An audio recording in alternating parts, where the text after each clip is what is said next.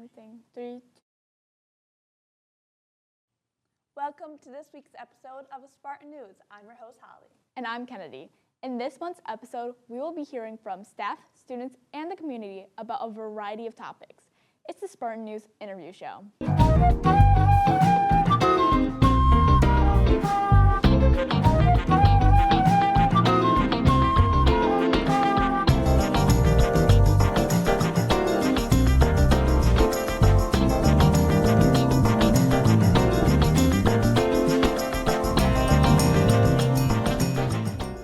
Congratulations to our dance team for finishing 9th at the state finals.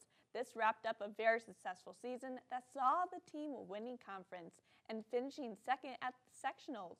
Shout out to all the competitors, coaches, parents, and friends that put in a lot of work, showed a lot of support, and helped to make this season the success it was. There will be no school on Friday, February 14th or Monday, February 17th for students. Try to use the long weekend to catch up on schoolwork, sleep, or to get a chance to check out a new show or album. If you find yourself with some time, why not check out the great content on the Spartan News Network channel on YouTube? The 2025 FAFSA form is now available for all seniors who will be attending college in the fall of 2025.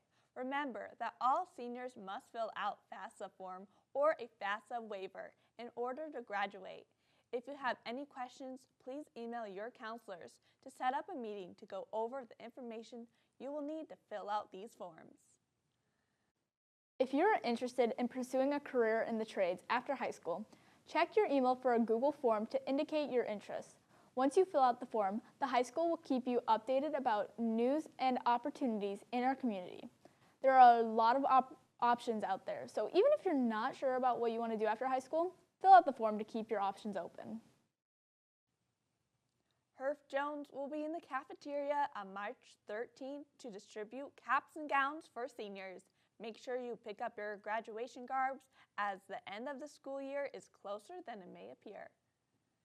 Congratulations to Fiona Long and Madeline Solomon for qualifying for the IHSA sectionals in speech. Fiona was named the regional champion in prose reading and finished 3rd in special occasion speaking. Maddie finished 3rd in informative speaking. Good luck to both at this weekend sectional meet in Freeport, and great job to our entire speech team for a very successful season. The Seal of Biliterally test will take place on March 3rd in the auditorium. The deadline to sign up for the test is February 21st, which is right around the corner. Check your school email for the link to sign up for the test before the deadline passes. The art department here at SHS has a really busy spring planned. This month, our reporters went to interview senior Adona about her involvement in the art department and provide us with some information about the upcoming art department events. Hello Spartans, this is Claire from SHS News. Today we're going to be interviewing an art student and taking a look at the upcoming art events in the community. Let's go interview Adona to learn more. Hi Adona, what is your favorite part about being in the art program here at SHS? I get free art supplies basically, and I can use more expensive art supplies for free because it's school. So that's fun. Have you ever had a piece entered into the art show? If so, what was it? Like the art show here? Yeah. Okay. That art show, yes. It was I don't remember. Oh yeah, it was a digital art piece that I made from digital art, and it was a dude eating a burger. So, yeah. What was that experience like for you? It was pretty cool. There was a bunch of other art pieces there, so like it was really fun to go there and like see everyone else's work and not just mine, you know. Are you entering anything in the 4x5 art show? If so, what is it? And can you tell us a little bit about the experience of creating a piece for that show? Yeah, I thought it was boring to just draw a little drawing, so I made it 3D, and it's these hands that are coming out of the paper. Be sure to check out Adona's piece and many other pieces at the art show coming up soon. Thank you, Adona, and have a great rest of your day. Thank you, you too. Before we head back to the studio, I'm going to tell you a little bit about the events and where you can find them. The 4x5 show, where you can find Adona's piece and many other pieces, will be at K-Val on February 20th 2025. KVL is located on 322 West State Street, Sycamore, Illinois. Can't wait to see all our Spartans there. That's all for today, Spartans. Now back to the studio. Art sounds like so much fun. You should definitely try and sign up for some of the many art classes here at the high school. Sycamore High School is presenting The Play That Goes Wrong on February 13th at 7 p.m., February 14th at 7 p.m., and February 15th at both 2 p.m. and 7 p.m. Tickets can be bought at sycamoretickets.org. The cast and crew has been working tirelessly to create a great performance for the audience. I sat down and interviewed almost every single cast member of the play to hear about their favorite experiences, funny moments on stage, and overall idea of this year's play and production. The Play That Goes Wrong is a hilarious comedy about a murder mystery production gone terribly wrong. The corny Polytechnic Drama Society seemingly simple play unravels into chaos as sets collapse, props malfunction, and actors forget their lines. Set in a grand mansion, the actors scramble to save the performance, but the more they try to fix things, the worse it gets. With physical comedy, witty dialogue, and total mayhem, the show delivers non-stop laughs. Sycamore High School is excited to present The Play That Goes Wrong. Join them for performances on February 13th at 7 p.m., February 14th at 7 p.m., and February 15th at both 2 p.m. and 7 p.m. And here's an exclusive behind-the-scenes look at the production as we hear from the cast members about their experiences during rehearsals for The Play That Goes Wrong. Hi, my name is Miles Doty. I play Chris in The Play That Goes Wrong, who plays Inspector Carter. One way that this production has changed my view on other productions is the fact that anything can go wrong at any given time. This play really highlights that, and it helps me give more grace to other actors and to myself. Hi, my name is Fiona Holtz, and I play Rachel in The Play That Goes Wrong, who plays Mary Collymore. A way that I connect to my character in my own personal life is that my character is an older sister, and she's very protective, which is a lot like me. I have 2 younger siblings, and I'm pretty protective of them. Hi, my name is Tommy Weimer. I play Max as Cecil Haversham and Arthur the Gardener in The Play That Goes Wrong. My favorite scene is the one in which stuff falls off the walls, and we have to work around that in a interesting way. It's very fun. It's very funny. Hi, my name is Evelyn Irwin, and I play Denise in the play, who plays Perkins, the maid. My character Denise evolves a lot throughout the play. In the beginning, she's very nervous about messing up in particular, which she does a lot. She makes a lot of mistakes, but eventually she learns that it's all part of the fun and kind of relaxes a bit, which is, I think, all the other characters are very happy about that because she begins to actually do things right, so. I'm Devin Carson. I play Jonathan in the play, who plays Charles Haversham. The hardest scene to perform for me personally has been the scene where Jonathan returns. He comes back and he has a bunch of monologues, which has been really hard to memorize, yeah. Hi, my name is Marcella Frazier. I am playing Annie in the Haversham cast, who plays herself, but she also goes in for Sandra, who's knocked unconscious. And something that went wrong in a production that I was in was I was in Shrek when I was in 7th grade, and my tail completely ripped off after Clara, who played Fiona, stepped on it. And as I was running back, because we had to run 2 times around, if you haven't seen Shrek before, I had to pick up the tail, and all of the tech crew were laughing. Everybody in the audience was laughing at a very serious moment in the play. So that was something that went very wrong, but the audience really liked it. Hi, my name is Reese Stouffer. I play Taylor, which is a tech crew in The Play That Goes Wrong. And a memorable moment for us is probably when I'm stuck in the clock for like 3 scenes and they forget I'm there. You heard from the cast, and now it's time to experience the mayhem for yourself. The Play That Goes Wrong is almost here, and Sycamore High School is ready to bring you a night of laughter you won't forget. Get your tickets now for February 13th, 14th, and 15th, and come see what happens when everything that can go wrong does. This was Holly Schnick reporting for Spartan News. Now back to the studio.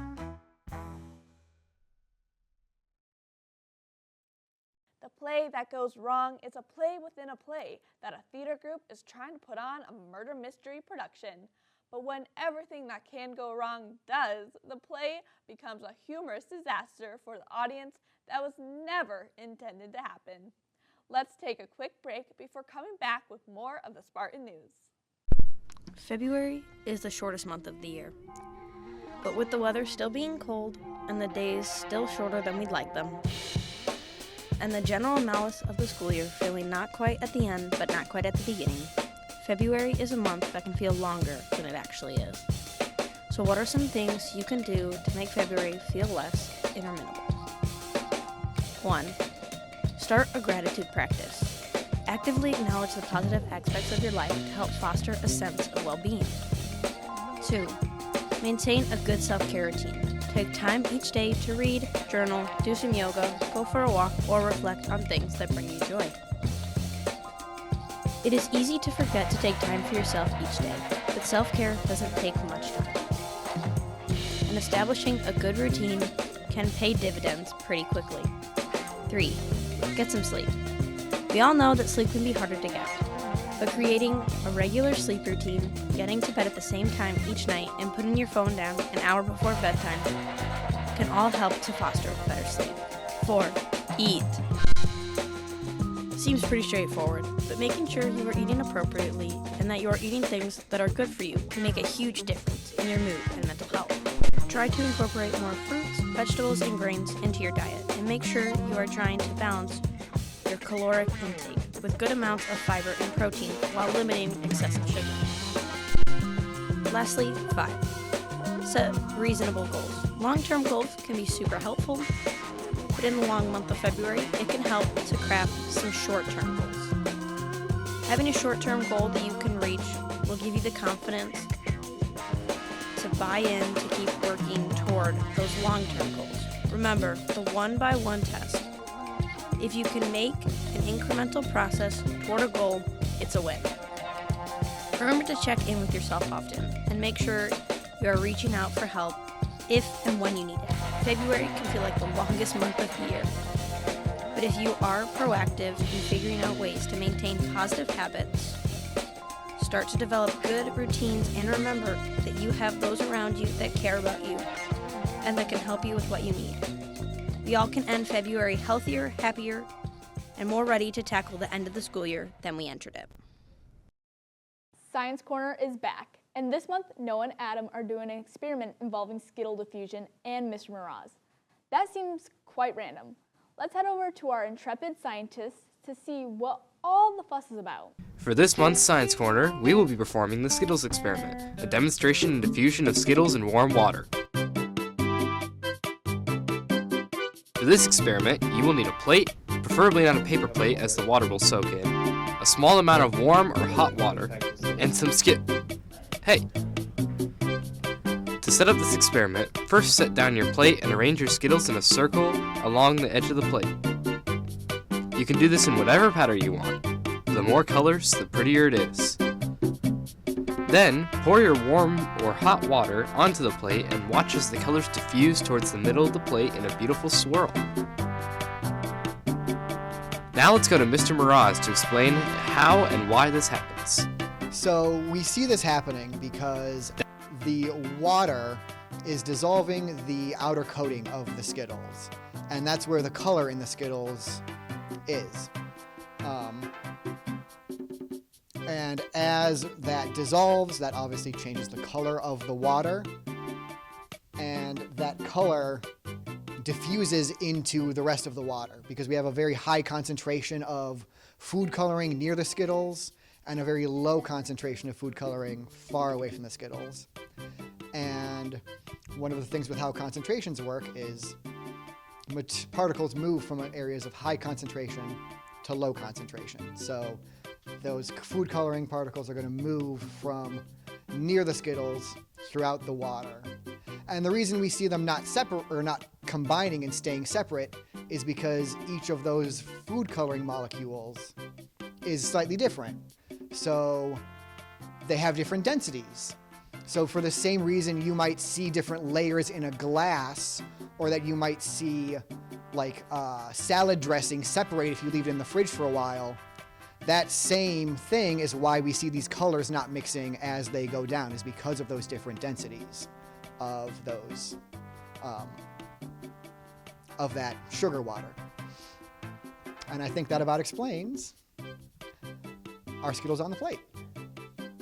That's it for this month's Science Corner. Back to you in the studio. Thanks, Noah and Adam. And thanks for the very thorough explanation, Mr. Mraz. I think that concept is finally starting to seep into my head. We can't wait to see what the next Science Corner holds. Senior reporter Phoenix Calabrese sat down with the members of our computer programming and business department to find out more about the innovative and engaging classes they provide for our students here at SHS. Let's see what Ms. Aitchins and Keka have to say. I believe we should teach programming because programming teaches problem solving, and it teaches us how to look at bigger problems. I hate to say problems as if they're all problems, because they're not, but challenges that we look at in a bigger scope, and it teaches you a lot of different ways to break them down into smaller pieces that make it much easier for all of us to handle. You know, one of my favorite things to talk about is why programming is such an important thing for students to learn. And I think a big part of that is because everything that we're doing, including this interview right here, right, there's technology everywhere, right? Technology is a key component of our lives. We're never going to have less of it. And every day that we can do programming and we can talk about how to use it and how to create it and to understand it a little bit better, I think is a huge benefit to our students. In your career, every job is going to use a computer program or computer of some type. And if you know a little bit about programming and how it works, it makes you better able to communicate with the people that, if it's not your job, you can communicate with the people whose job it is in your workplace. And once they understand what you want better, they can do a much better job for you. It is so hard to say what I think the future of technology is going to look like, because who thought 7, 10 years ago that AI would be as huge as it is right now? And I think one of the most important things to keep in mind is that as things are growing and changing, every generation is going to be building upon itself with technology and how we interact with technology to help new generations, the older generations, and to think about how even right now, there are students who are enrolled in all of these computer classes, but their jobs don't even exist yet, because there are things that are being invented right now that we might not even really know all that much about, and then that's going to be the future of their careers. Just like in a few years, there will be students who are graduating from college with degrees in artificial intelligence. The technology has just changed our life, and it's going to continue to change our life. And you can who are going to be the people, I guess in my opinion, the people that are best equipped to move into that next realm of what technology will be 5 or 10 years from now are going to be the people that have gone into programming, that have gone into technology fields, that have gone into the software development. They're the ones already immersed right then and there into what technology is, and they're the ones that are going to be developing where it goes.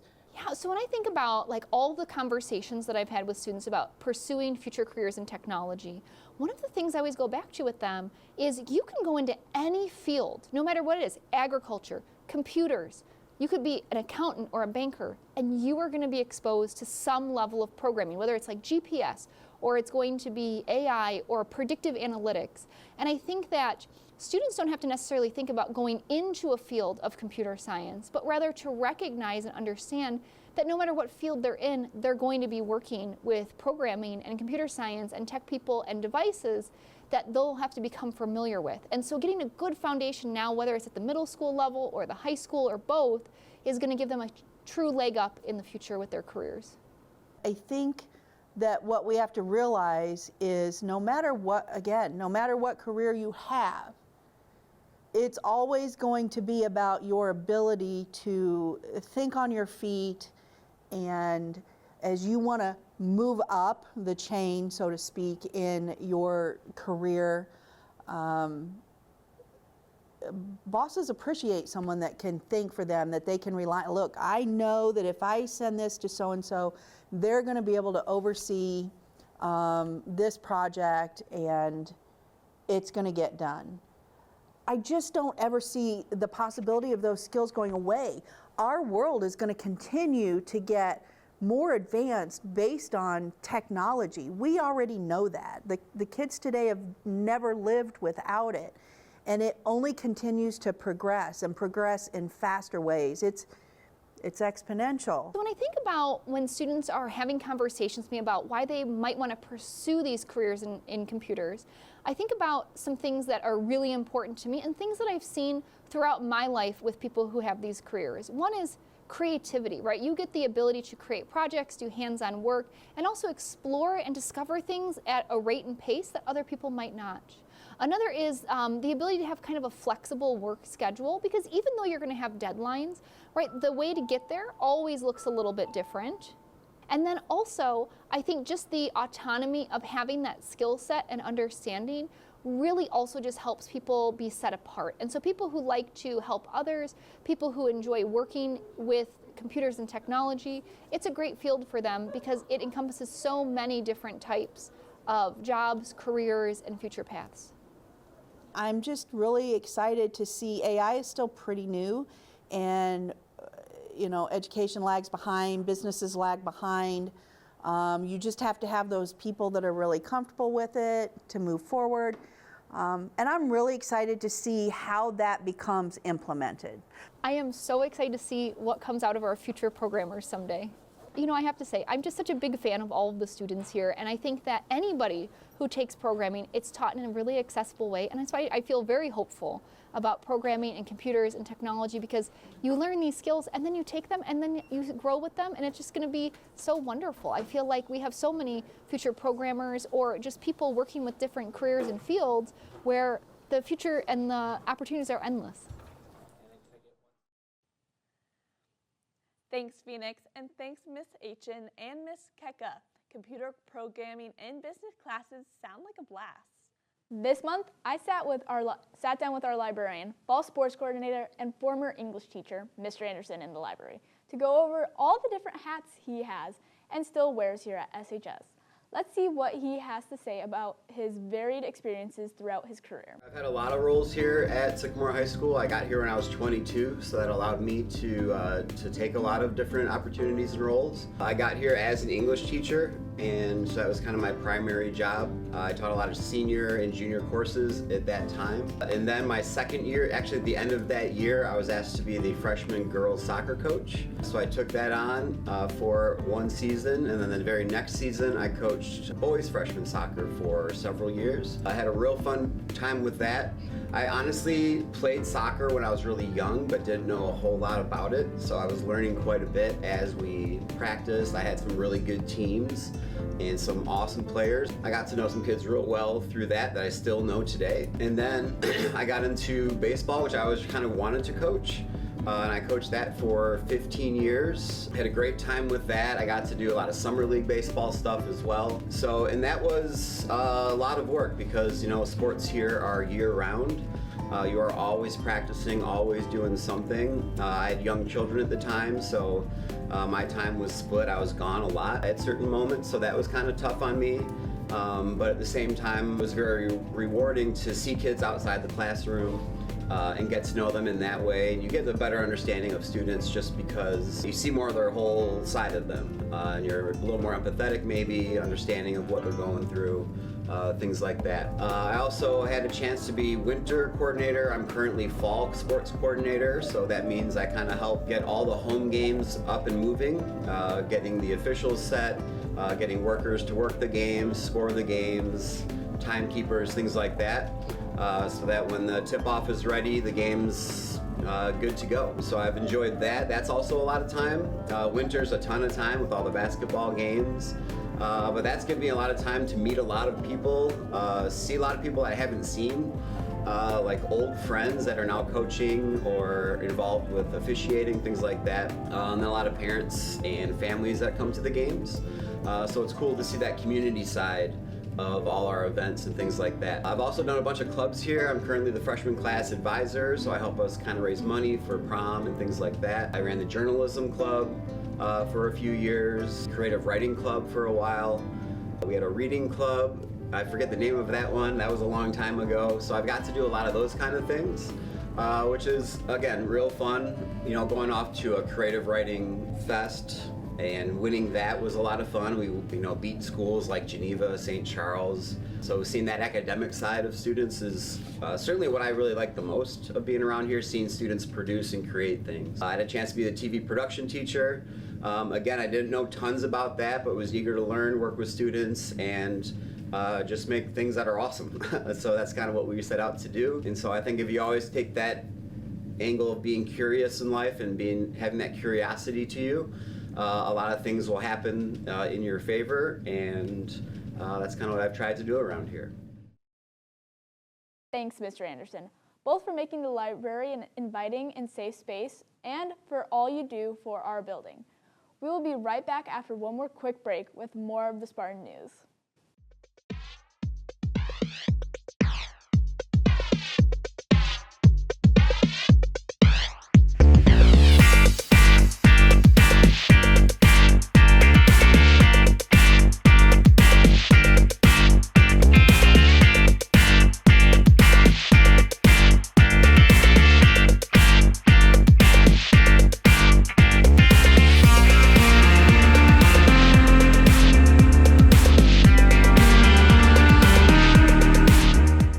Welcome back, everyone. We go now to Josh Miller with our monthly update on all things sports.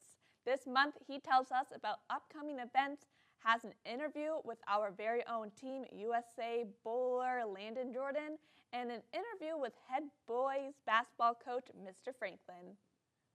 What's up, Spartans? It's Josh back with another banger episode of Spartan Sports. Today we'll be going over some upcoming winter sports and get to talk with our very own Team USA bowler Landon Jordan.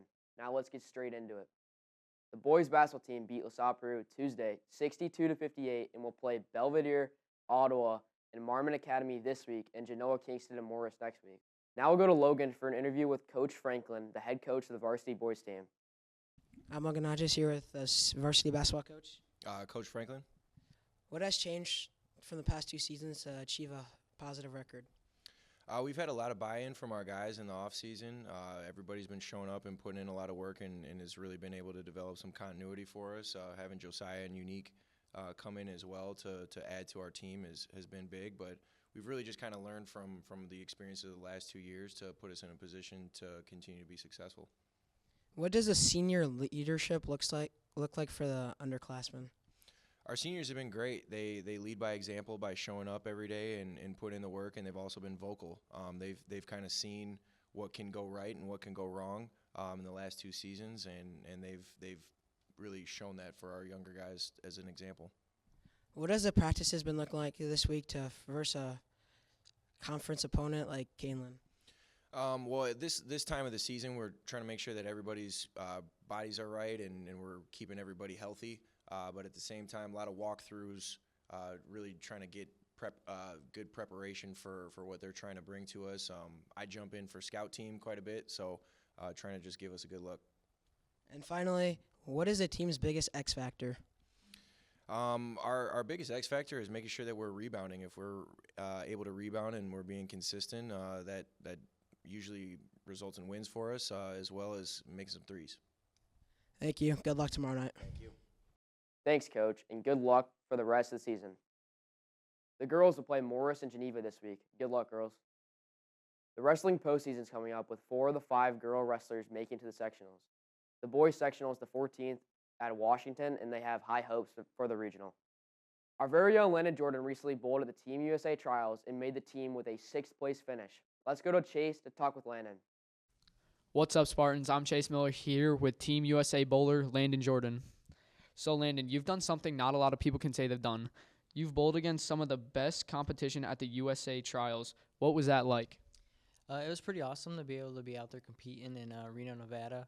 It was really cool to see some of the best bowlers in the world in the United States and be able to be out there with them. It was just a real, true, awesome experience. So what was your start into bowling? My parents kind of got me started into bowling. They were both bowlers, so my dad was a very good amateur bowler and had a very successful career. So bowling with him when growing up was kind of how I got started into it. What's your favorite part of bowling?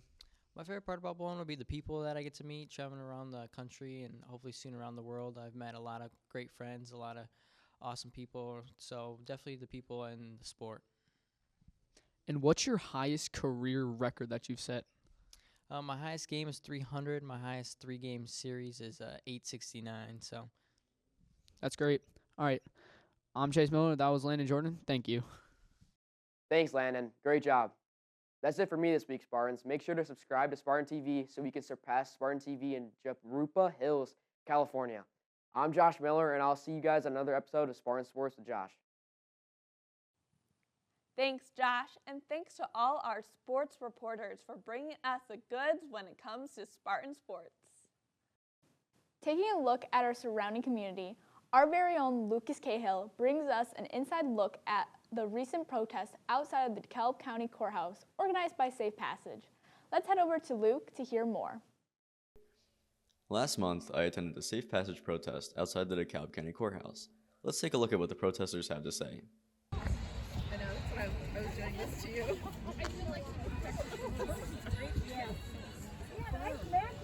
I started this because I had a coworker who was going to travel all the way to DC for the Women's Rights Rally and March in DC, and there's ones happening all over the country today.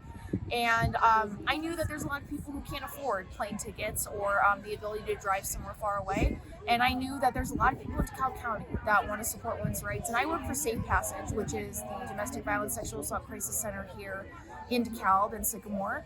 And violence against women is a very serious issue. And it's a part of women's rights. And so that is why I decided to do this and organize this with Safe Passage. And I think that the turnout has really shown how much our community cares. Awesome. How many people do you think are shown up here today? Over 100. In and out, some of them, because it's been quite cold, but over 100 people have shown up today. I've been keeping track for my paperwork, and it's just been such a heartwarming. I mean, people have been crying, seeing how much this community cares when they thought that no one cared. So it's just been an amazing turnout. And what can we do to help? I guess the best thing people can do to help is continue to support Safe Passage. We really do help anyone, regardless of LGBTQI+ status, color, age, ability status, anything like that, with experiencing violence. So if they experience violence at home or stalking, human trafficking, anything like that, we are there to help. Our services are free and confidential. And you can go on our website, www.safepassagegd.org, and see all of our events, our social medias, donate, volunteer. There's a lot of opportunities to help out at Safe Passage. Hey, hey, ho, ho! The violence against women has got to go!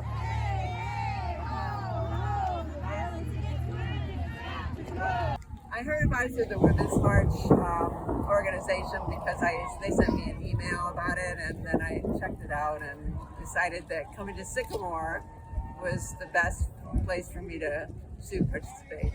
Well, it matters to the whole community, people, young and old.